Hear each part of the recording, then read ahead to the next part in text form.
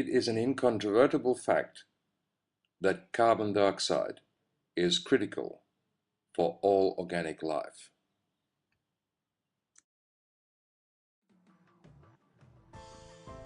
This is a curious fact, given that we are repeatedly told that we are producing too much carbon dioxide and that it is dangerous.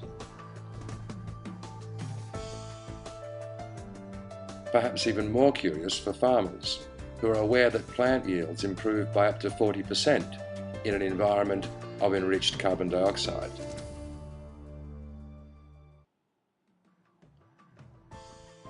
And perhaps because carbon dioxide has been completely misunderstood, respiratory physiology has also been misunderstood. But Dr. Buteyko realized that our lungs and respiratory system do not simply pump oxygen in and carbon dioxide out, but act as a complex gas exchange and reservoir system to maintain very particular gas levels for the optimal functioning of the organism.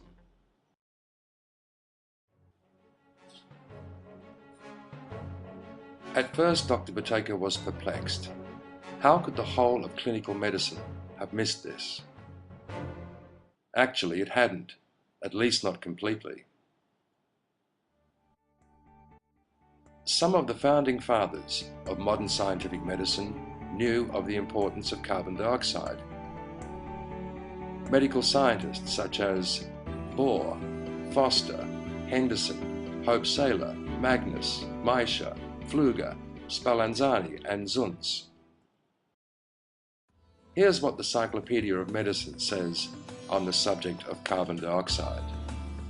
Carbon dioxide is the chief hormone of the entire body.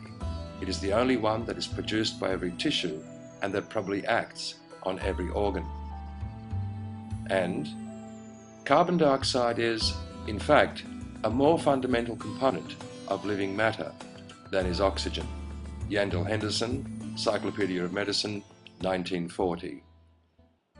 Most certainly, there was a profound understanding around the fact that a deficiency of carbon dioxide will cause disease. But for a variety of reasons, the technical appreciation of carbon dioxide didn't translate into practical treatment.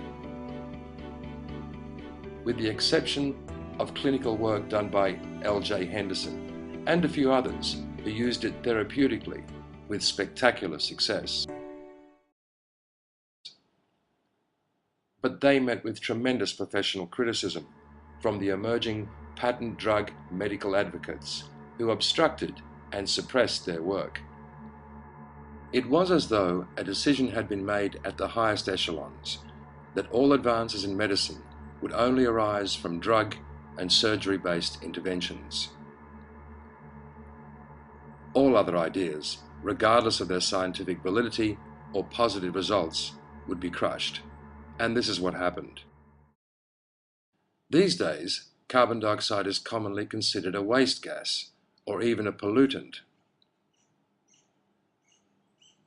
And nothing could be further from the truth.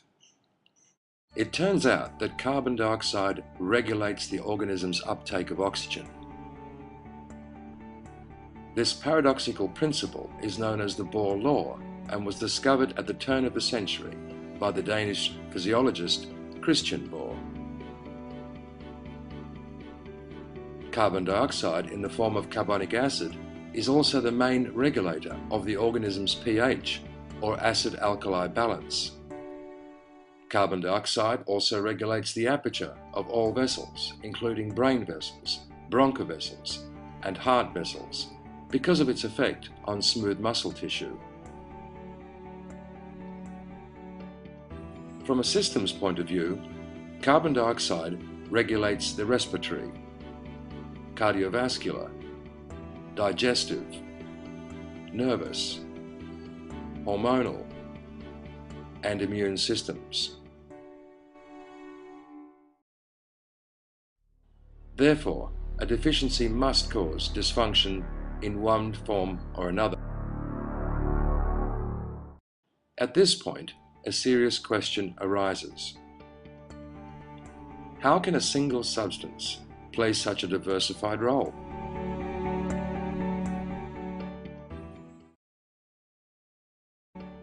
Within the human organism, carbon dioxide shunts from one form to another, from carbon dioxide gas to carbonic acid, carbonate, bicarbonate, and carbamate, and in these diverse forms exerts diverse influence.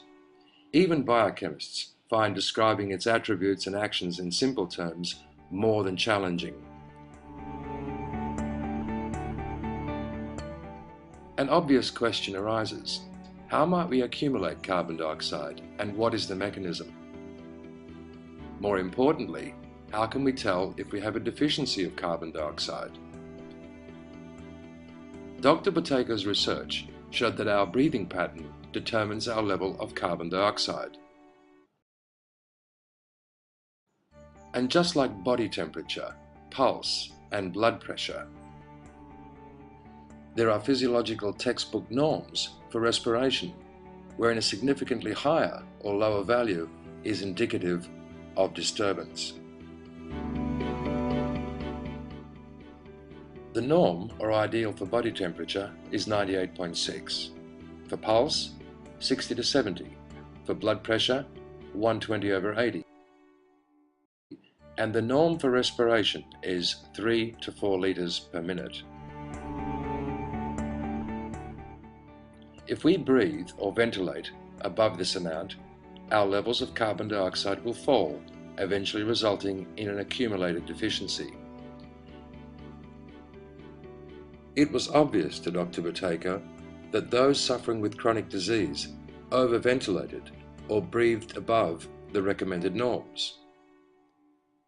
In other words, they chronically hyperventilated, often breathing 3, 4, and even up to 10 times above what is recommended.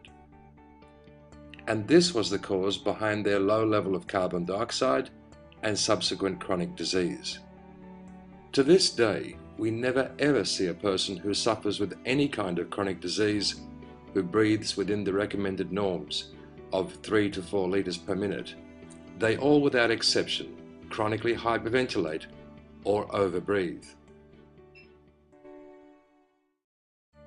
As a medical doctor, Dr. Buteyko naturally looked towards a drug, a surgical procedure, or some kind of device that would either normalize the breathing or level of carbon dioxide. It was a fruitless exercise. One could temporarily regulate the breathing with morphine and other drugs, and one could improve carbon dioxide levels with certain mechanical devices. But inevitably, the breathing pattern would rebound to its previous state, and more often than not, with additional compensatory ventilation. He further investigated the physiological dynamics of the respiratory system and came up against what he believed was the key: the respiratory center.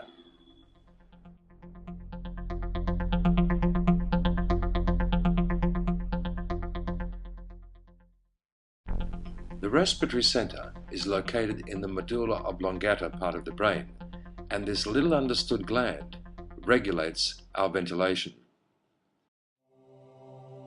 It turns out that mastering the breathing pattern comes down to mastering the respiratory center.